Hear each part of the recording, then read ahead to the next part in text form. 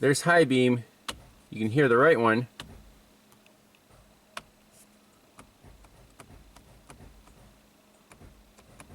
Left one is not responding.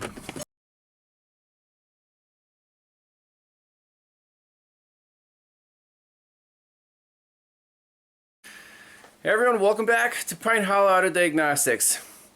Hey, we have another European special today, 2008 Audi TT with the 3.2 liter V6.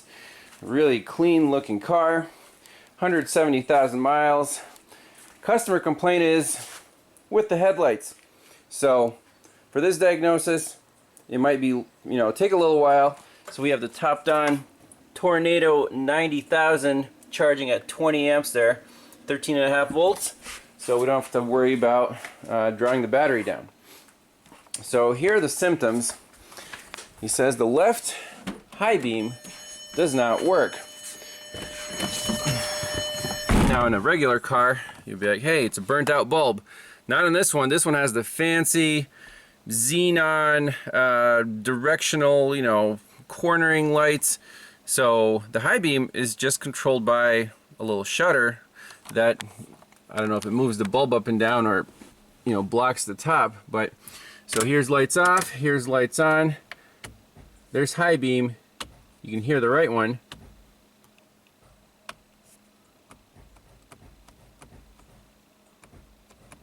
Left one is not responding.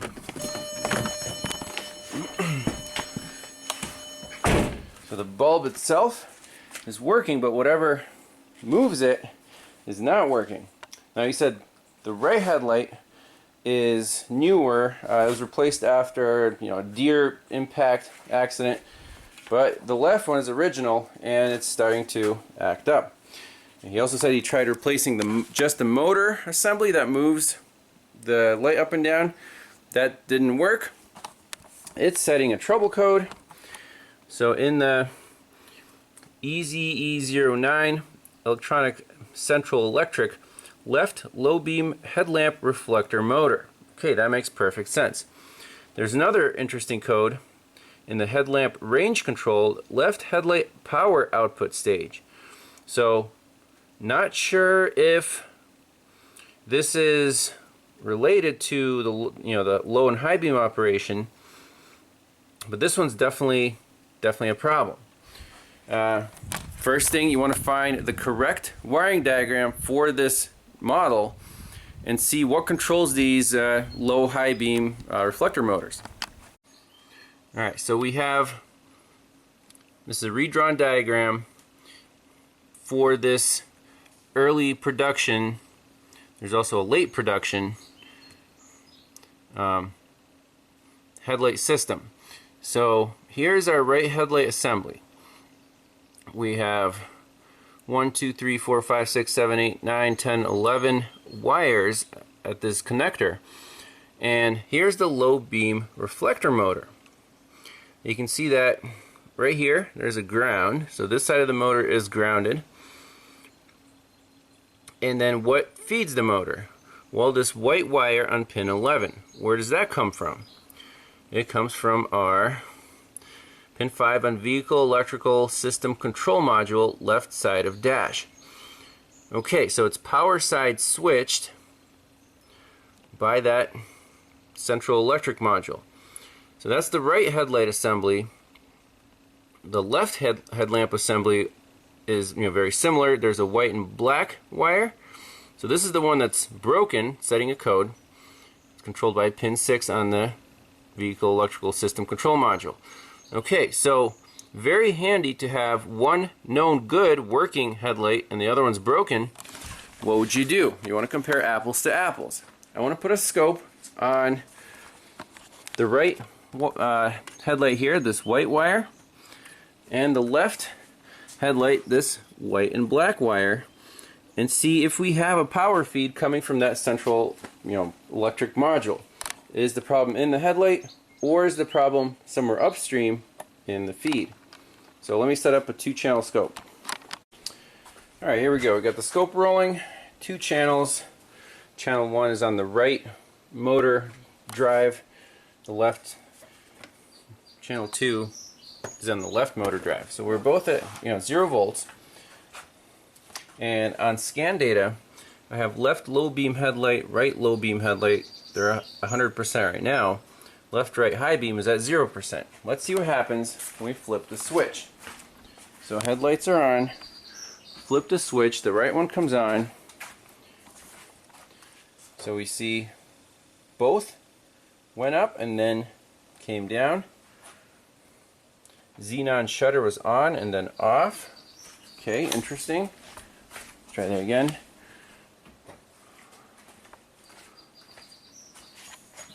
Then it came down again.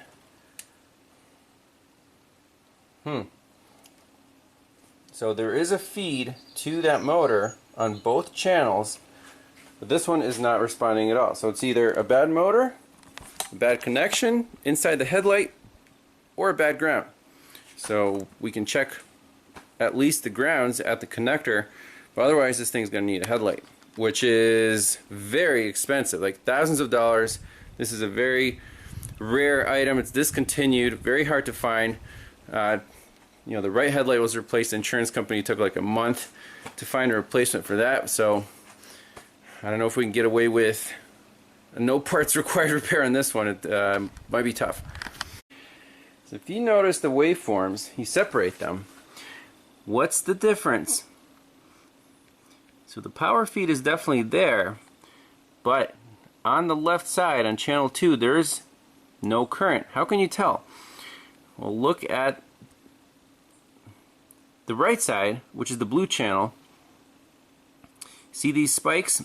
That's when the motor turns and it's let go. There is electromotive force that spikes that voltage. That voltage is spiking over 20 volts off the screen. On the left side, the broken one, hey, there's that, that's different. So indeed, we have a problem with continuity through the motor to ground. We can put an amp clamp pretty easily on these wires. That could be a cool experiment. See how many amps this motor is drawing, and do the same for this side, and we'll be on the right track. If the headlight can be disassembled and the motor replaced, potentially we can fix this thing with what we have, because the motor is apparently new. We don't know if it was connected properly. Alright, now we have amp clamp connected on the right working headlight shutter. 1 volt is 10 amps. Let's turn on the high beam. So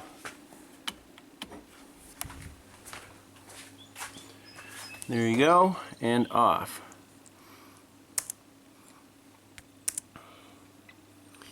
What do we see on the screen?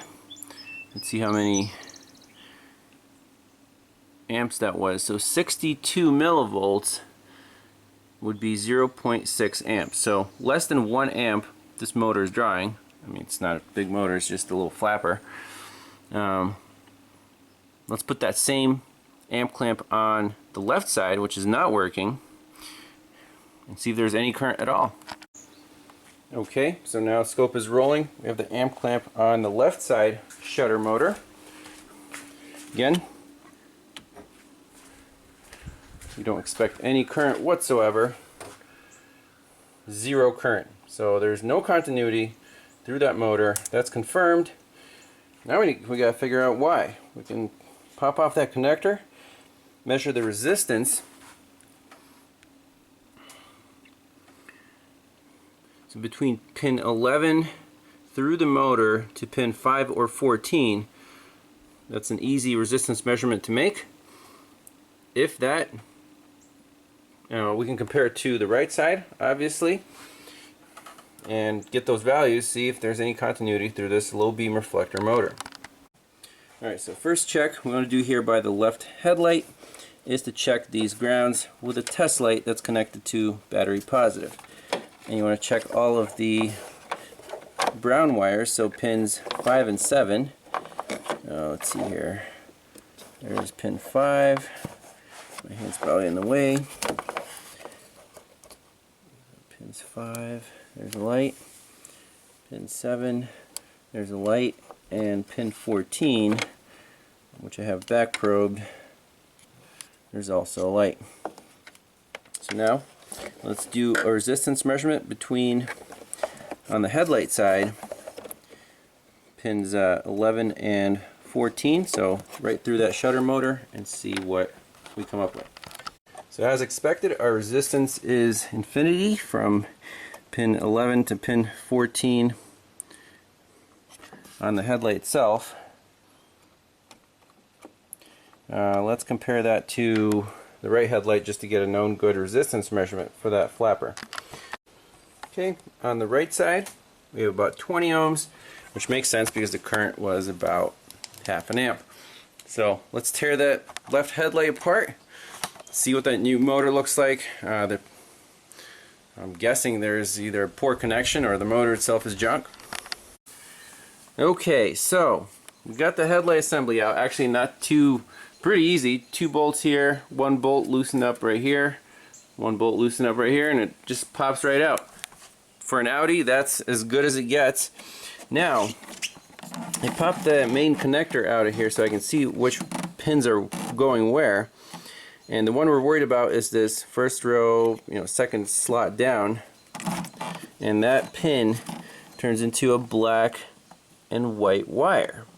Okay, so where does that black and white wire go? It must go to one of these motors. So the owner said he replaced this motor, and it's not really clear if this is the one that controls the shutter or the one that goes side to side or up and down, but he said that was the only one available, so he replaced it. Okay, let's follow that black and white wire.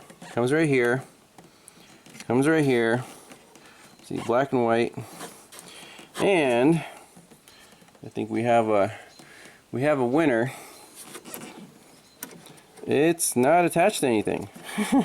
This is our problem. It's just broken off, and so is the purple with black. Now, where does the purple and black go? Purple and black goes to, okay, it ties into this ground, which makes sense. So there's a purple and black, and then there's like this shrink wrap stuff, and it turns to brown. So that's definitely a problem. Now, where did these wires go, and can we reattach them or resolder them? It looks like they might have gone to that circuit board there. And the little motor, I think, is that round thing? It must be. That's got to be it, because otherwise there's nothing connected to it. So that green circuit board, see, with the 3 pins, 3 pins and 3 pins. These wires, I bet, just snapped off, or I don't know what happened. But I think to repair this properly, we got to take the other headlight off, do a visual inspection, see where those wires go, and reattach these appropriately, and then this will be a no parts required repair. Okay, so there's actually a connector to that circuit board, and we can see the black and white and the purple and black wires. So these guys were just right here. Do they look cut, or just from vibration did they break? It's kind of weird, but regardless, we have to reattach these to this connector, which it looks like it just kind of unclips right there. And then I'll try to get the pins out, solder these wires back on, tape them up. And we want to make sure that there's plenty of room, wiggle room, to reattach these to the little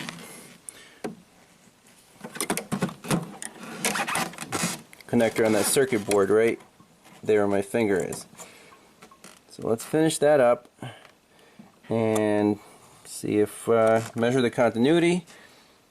I think it should be fixed, if the motor's good. So we were about to solder up some wires, and Holy crap, that's a huge snake. There it goes.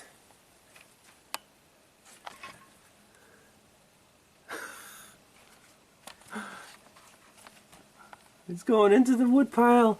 I gotta clean out this garage. Oh man. The wife is going to freak out. It just crawled across the table casually, right here. Anyways, I got the pins reattached, stripped a little of the wire back. We'll put a little bit of solder on there, slide it back in, plug it back in, measure the resistance, and see if this thing works. Alright, here we go. Hopefully the snake will won't bother the soldering process. Let's just heat up these pins.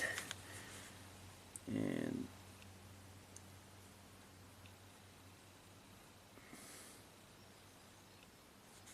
oh, I should have stuck them on there a little better.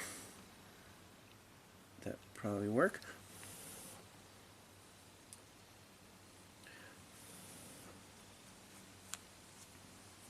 So if you solder them upright, they won't have a tendency to fall under gravity.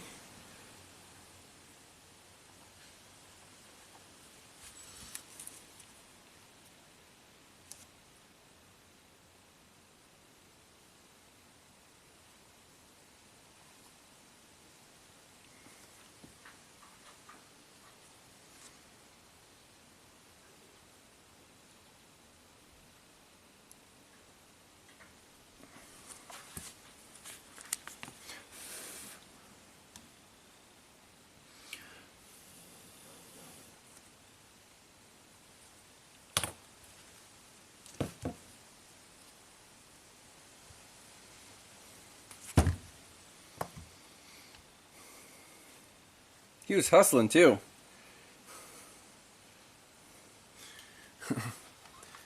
Alright, let's see here. Alright, so let's slip the pins in. The little tab up towards the top. That one goes in right here. Perfect. This one goes in right here. Perfection. Now we slide in this piece from the side.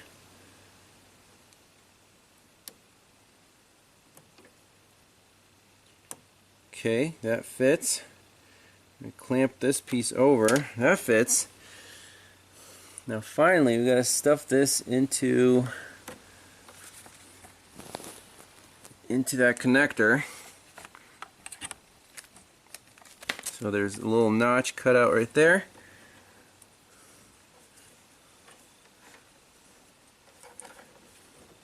Let's see if we can make this happen.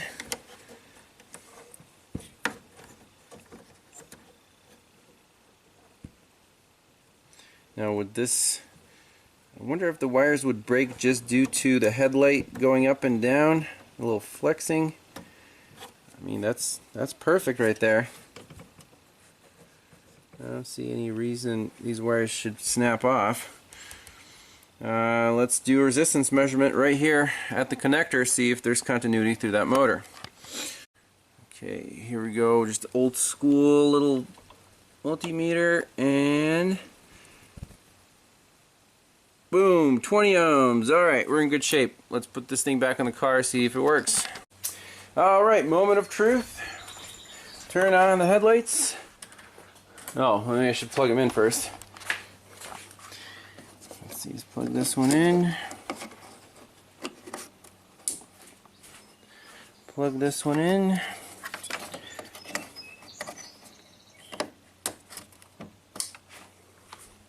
Now we can turn on the headlights.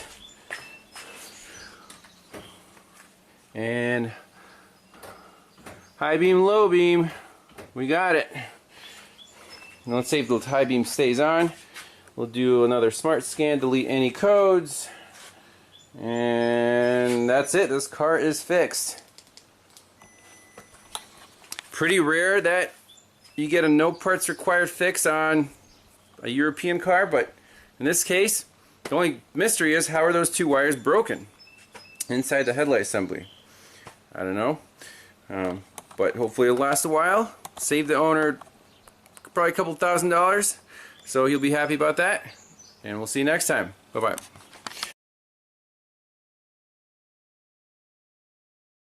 Holy crap, that's a huge snake. There he goes.